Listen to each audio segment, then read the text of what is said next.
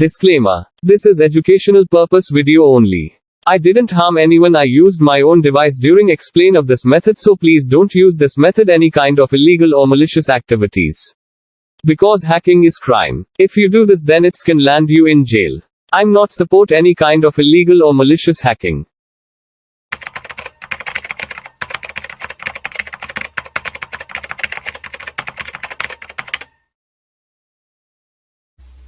Welcome back all. Today we're gonna go ahead and set up a VPN in Kali Linux 2.0.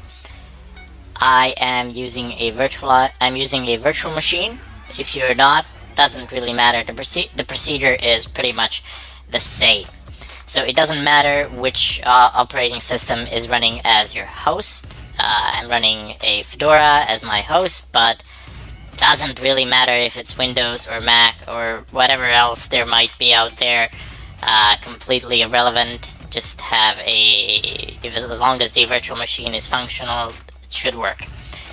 Anyway, if you're using a virtual machine, go to Devices and Network Settings, and make sure that these settings that we've talked about are proper.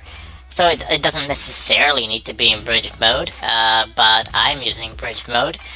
I'm using a bridged adapter, so this is the interface, and here where it says name, this is the interface that you are using. So no big deal. Just take a look on your host system which interface you are using, and then select it here. If you don't know and if you're too lazy to check it, try. There usually will have maximum 3 or something like that, maybe a little bit more. Just try one after another if you can't really bother to check. But yeah, that should be pretty much self-explanatory. I've talked about this in the previous tutorials. Anyway, down in the advanced, make sure that the promiscuous mode is allow all. And that is pretty much it. Actually, there isn't that much else that you need to do. Just go ahead and click on OK. So now that I have the virtual machine up and running, I'm gonna go ahead and open up the terminal. Let's go ahead and zoom in a little bit. Oh, that was a bit more. And one of the very first things that we're going to do is change our DNS settings, because I've noticed that people can't do and follow through certain things in the tutorial because they're using some really weird DNS servers, and those DNS servers are basically blocking you as they are doing traffic filtration or something like that. So if you do cat etc resolve.conf, you can see which DNS servers are you using. So I'm using the one provided by my ISP, so I'm just using my router, basically my home gateway. This is the LAN IP address, which is like, you have a 99% chance that it is the same, that you have the same as mine. And this is basically forwarding the traffic to my ISP from who has a DNS server, and there I can actually get my queries resolved. But we don't really want that, because there's a lot of not always, but certainly in a lot of cases there's a lot of filtration on those DNS servers. So we will change that. Let's go ahead and just clear the screen and type in Vim is. Let me see if Vim is installed. It is. Excellent. Oops. Clear. Type in VIM space / Actually, you know what? Let's just use nano. It'll be a lot simpler for you. So nano etc dhcp dhclient.conf. Press enter. Scroll down with a mouse scroll or with an arrow, whichever way you prefer. And let's see, where is that line? Okay, so this one that says prepend domain name servers. Let's go ahead and remove that, delete that, and here we are going to type in our new name servers. So what shall it be? Well, just go onto the net, no big deal. Also, you can choose a DNS server which is not in your own country, and that's sometimes a good idea as well. I am going to use OpenDNS. I have been using thus far. They're pretty good and they're pretty safe, as far as I know and as far as my experience goes. So OpenDNS. You definitely have other ones that are available up there. OpenDNS IP addresses, that's what we need. And there we go. So these are the two IP addresses which we are going to use. So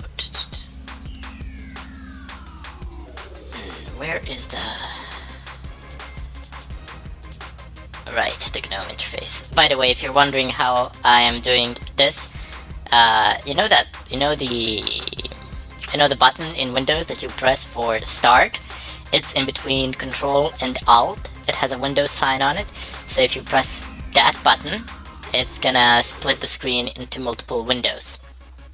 This is something from the GNOME shell, GNOME GUI environment.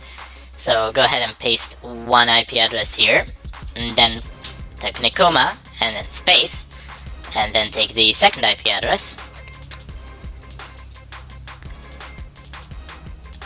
Go back to the terminal. Wait, I wonder if I can do that. No, it's a virtual machine. In the real machines, you can actually tap the upper left corner twice or once with a mouse, and this will happen as well. Okay, so there we go. Control O to save, press enter, and then press Control X to exit. Now we need to type in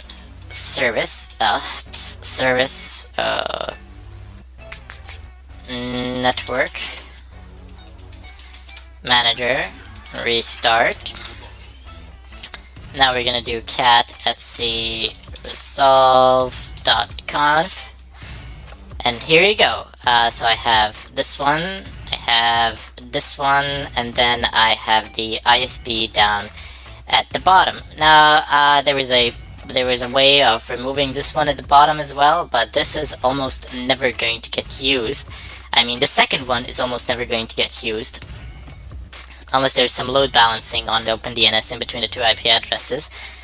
But the third one, very, very rarely will it actually be used. So yeah, no worries there. If you want to be like 100%, pretty much 100% safe, you can go back to this file and then add a third address, and then only those three will be used, because by default only 3 can be used.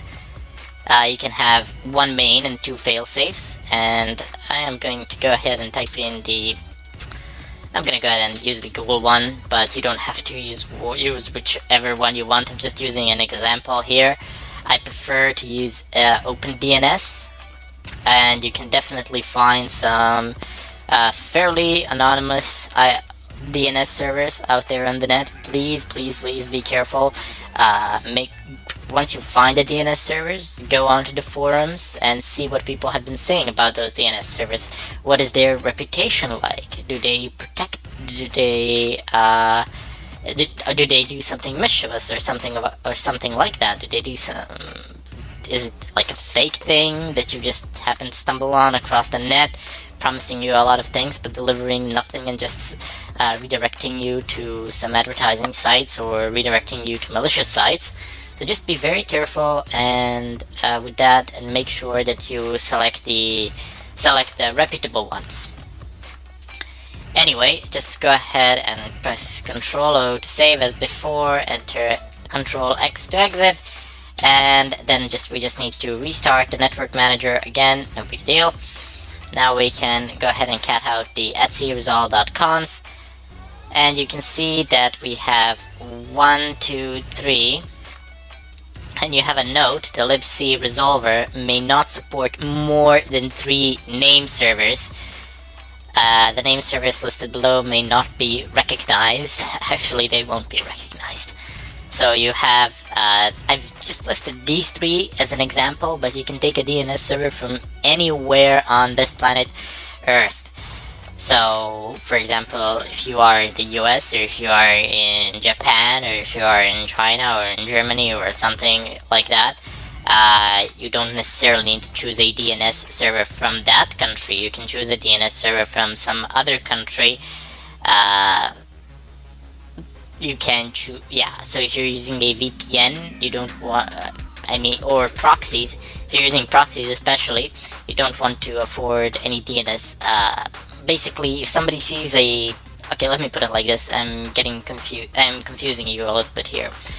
If you are using a proxy, and let's say that you are in France, and then you are using a proxy from Germany, so it appears as though your traffic is coming from Germany, but your DNS server is still in France, so somebody might infer from that you are from France. Therefore, if you choose a DNS server in Germany as well, your proxy and your DNS server will both match Germany. But you can choose a DNS server from some other country, let's say Finland. So you can have a Finnish DNS server and you can have a German IP address on the net. So that way, somebody cannot conclude from which country you're coming from, and that is a pretty good thing.